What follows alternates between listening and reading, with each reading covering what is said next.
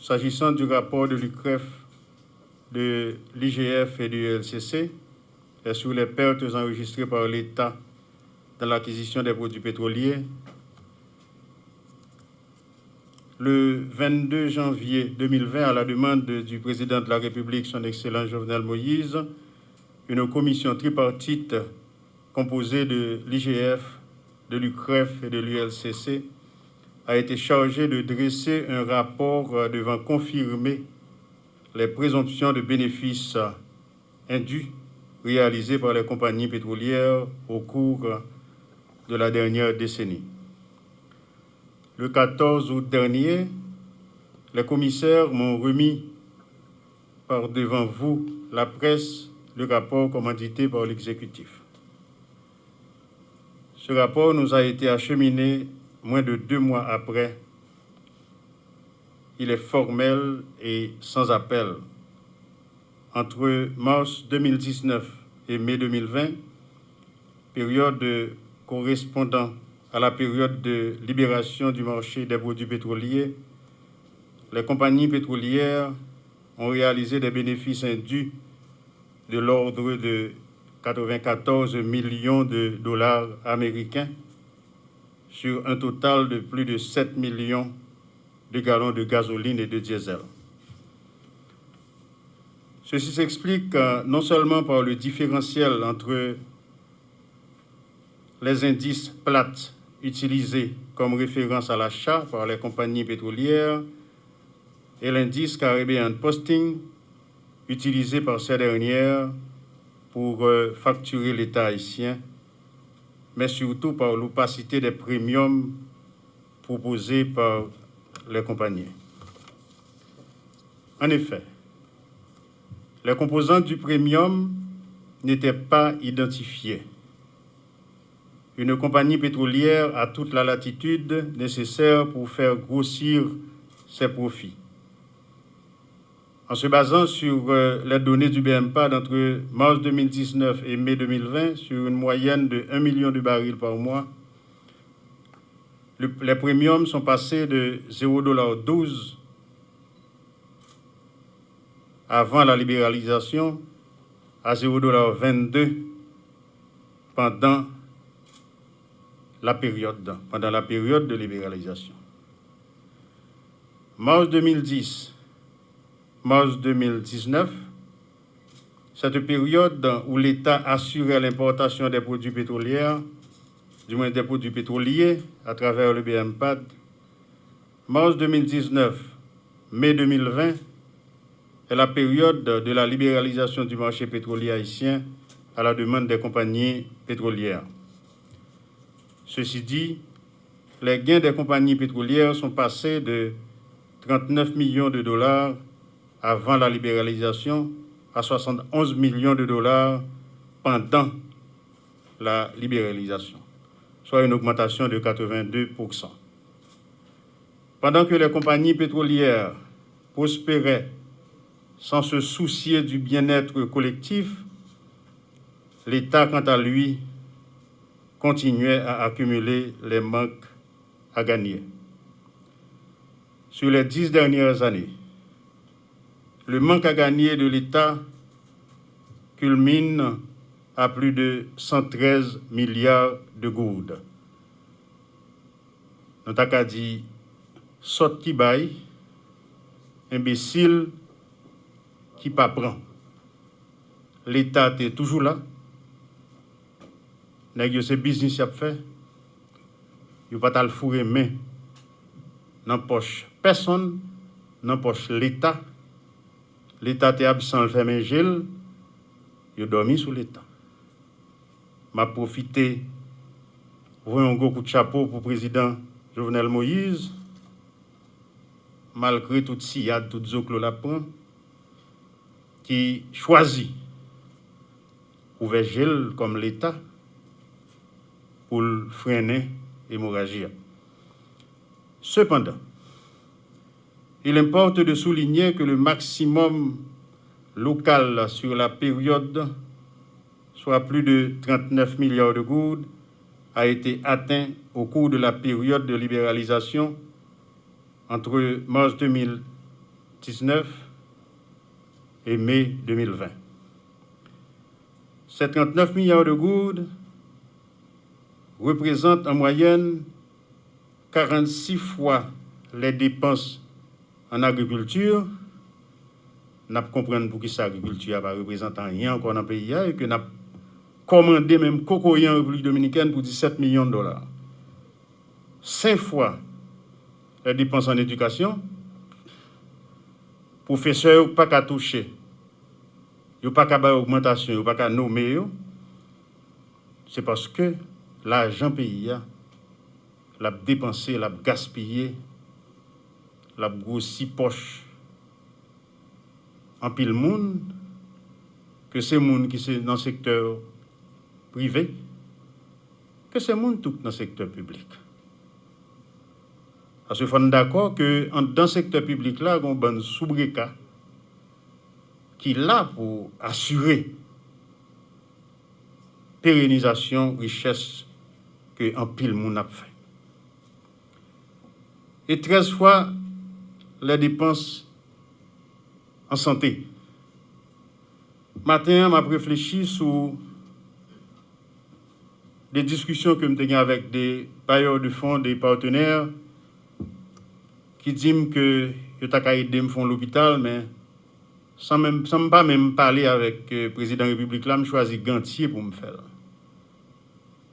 Et sans pas parler avec le président tout, si je tape à l'hôpital non, je tape le nom de bébé que bandit a tué l'autre jour. Parce que nous tellement gaspillé l'argent que nous ne pas posséder. La population n'a pas besoin de service. Maman, petit bébé a été obligé de traverser Jimani pour aller mener le docteur. Dame qui est morte, il y a son voisine qui a habitué à mener un petit lit. Je ne peux pas guérir de ça. Devant cette situation, l'État ne peut rester impassible. Les distorsions du marché doivent et vont être corrigées sous le leadership du président de la République. C'est en ce sens que le rapport recommande le renforcement des capacités du BMPAD, la transparence au niveau des prix des produits pétroliers. Les prix des produits pétroliers à l'importation doivent être connus de tous. Parce que l'affaire pétrole, ça, son chaîne de perte. Si je besoin d'acheter du riz ou bien poids ou bien l'huile pour manger, je vais juste taper ça sur Google, je vais voir le prix du riz, prix poids. Et là, ça, je choisi qu'on est qui prix je choisi. Et là, je viens vendre du riz, facilement, je vais qui bénéfice ou fait. Gaz, ça pas comme ça. Son bagage qui est extrêmement opaque. Et ce n'est pas pour Haïti seulement, mais pour tous les pays du monde. Sauf que l'autre pays, l'État l'ouvre. L'accès par l'État via le ministère de l'Économie et des Finances aux différentes bases de données relatives aux indices utilisés. La suppression des intermédiaires lors des importations. Président Gonjan oui, et monsieur pourcentage. Parce que ça, l'État gagné, il ne peut pas acheter directement. Je ne sais pas qu'on est. Moi-même qui acheter directement en tant qu'individu, ça l'État gagne pas qu'à faire.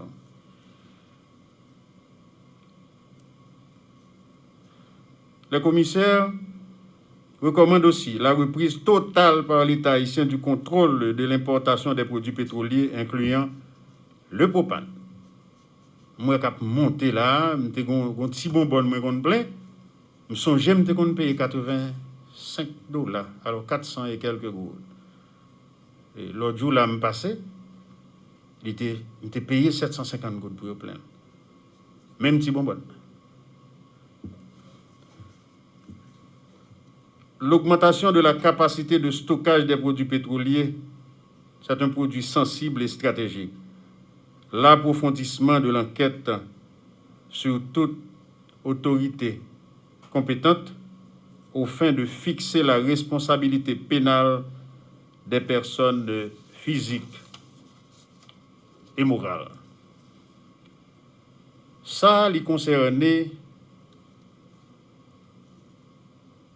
produits pétroliers. On y a dans le deuxième point, qui concerne les infrastructures sportives construites dans le cadre de Petro-Caribé. Mais avant d'entrer dans ce point, je salue l'ex-sénateur Ronald Larèche sous Traxa.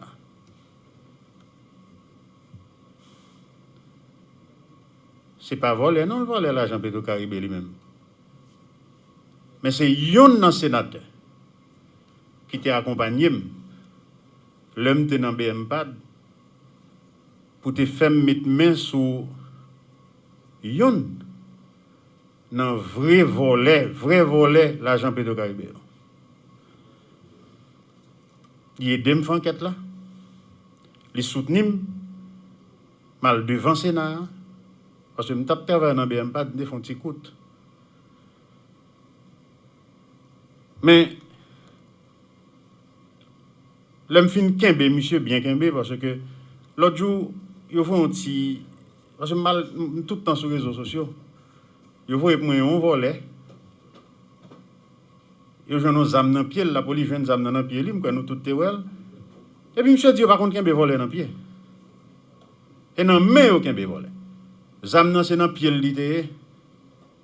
Il pas joindre dans main, ça veut dire il pas responsable. Alors c'est pour dire que dans qui état que un monde audacieux dans la vie et malheureusement nous chita n'a ba yo tété n'a caressé yo mais voler c'est voler. Moi même moi te kembe ça dans main. Malheureusement pour moi monsieur courir mourir sans ne pas répondre sur l'argent Petro-Caribé. Sans ne pas répondre. N'attend pour me citer non, je ne pas citer non parce que je ne veux pas détourner dans la route, le mettre à net pour ne pas jamais tourner encore dans le pays d'Haïti. Nous voulons pour l'histoire et la vérité apporter des éclaircissements sur les questions des infrastructures sportives en fournissant à la nation des données précises sur les différents décaissements et dépenses effectués ainsi que les niveaux d'achèvement de ces projets. Il y a eu un premier contrat d'aménagement phase 1 signé le 12 mai 2011 entre le MPCE et la firme Secosa pour la réalisation de 10 centres sportifs dans les communes de Saint-Louis du Sud, Toumonde, Gressier, Jérémy, Caille-Jacmel, Milo, Verrette, Saint-Louis du Nord, Marchand-des-Salines et Montorganisé pour un montant de 4 450 000 $ américains. Des raisons diverses liées à des imprévus survenus au moment de la réalisation des travaux ont justifié la nécessité de procéder le 21 octobre 2011 à un avenant entre le MPCE et la firme Secosa pour un montant de 845 239,50 $.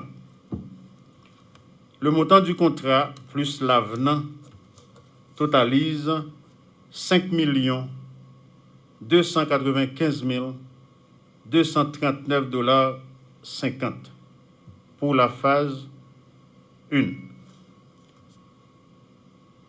Un deuxième contrat a été signé à la date du 6 septembre 2011 pour l'aménagement de 9 centres sportifs et 10 petits centres dans la région métropolitaine de Port-au-Prince. Le montant de ce contrat s'élève à 10 150 023,31 $. En raison du passage de l'ouragan Sandy, le MPCE que je représente aujourd'hui s'est vu contraint de faire un avenant de 3 044 016,67 $ à ce contrat d'un montant de 13 194 039,98 $ américains afin de faciliter la poursuite des activités et la réalisation des travaux.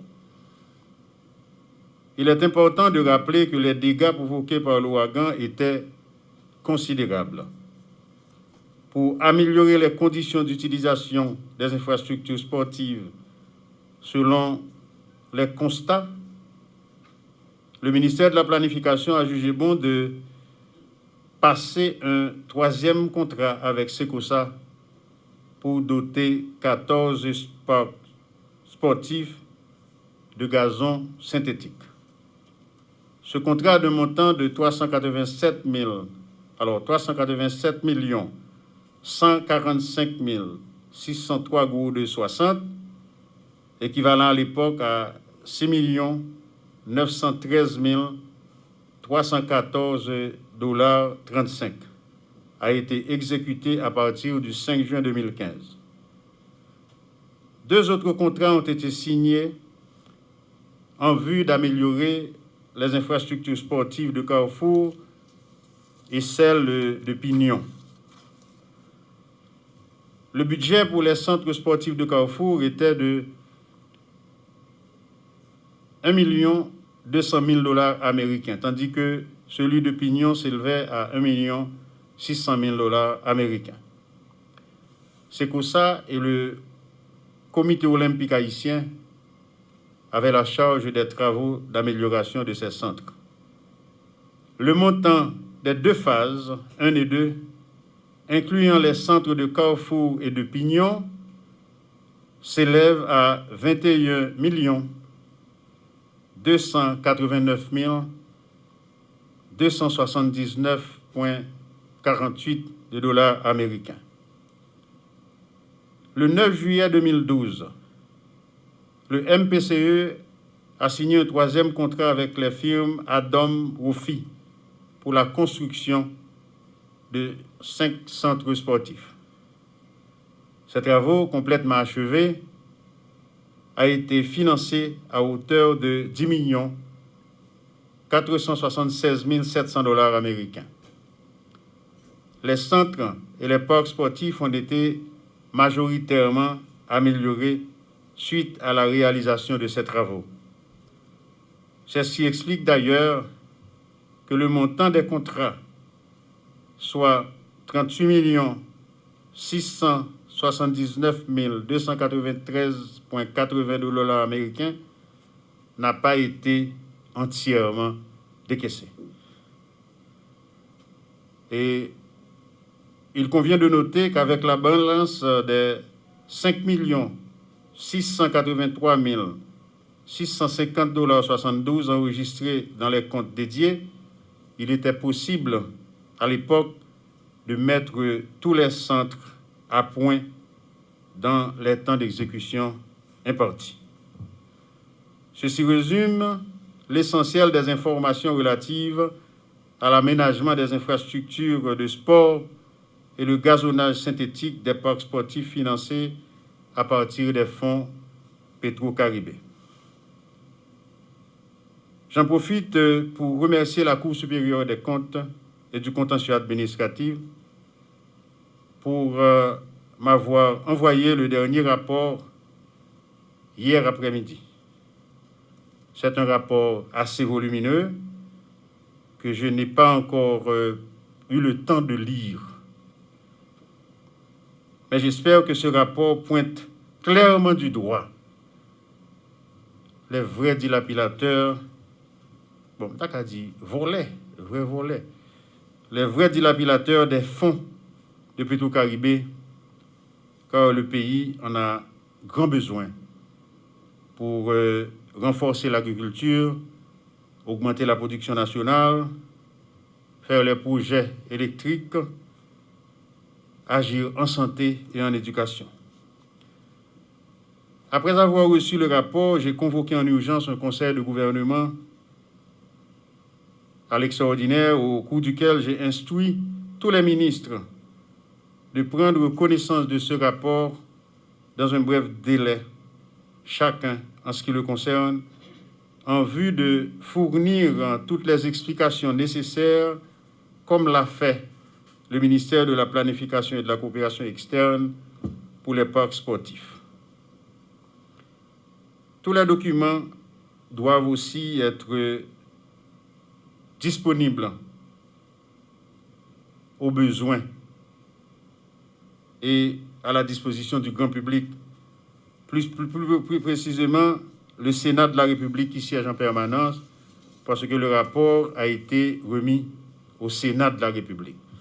Le Sénat peut appeler n'importe qui à n'importe quel moment pour venir fournir des éclaircissements sur le rapport de la Cour supérieure des comptes. Je terminerai mes propos en remerciant la police nationale pour tous les efforts mis en œuvre dans le cadre de l'opération Terminator qui commence à porter fruit. Et tout le monde unanime a ouais que la police a travaillé. Je prends un gros coup de chapeau à tout policier, toute policière pour travailler à faire. Il y a un bandit qui a code, il y a un qui a le bois chat. Merci, bon Dieu. Moi-même, bon côté, je travaille pour m'améliorer les conditions de travail policières. Nous demandons des populations pour ne pas s'y tirer bandits, bon côté. Au contraire, il faut nous longer doit être sous eux. Vous voyez des photos à la police.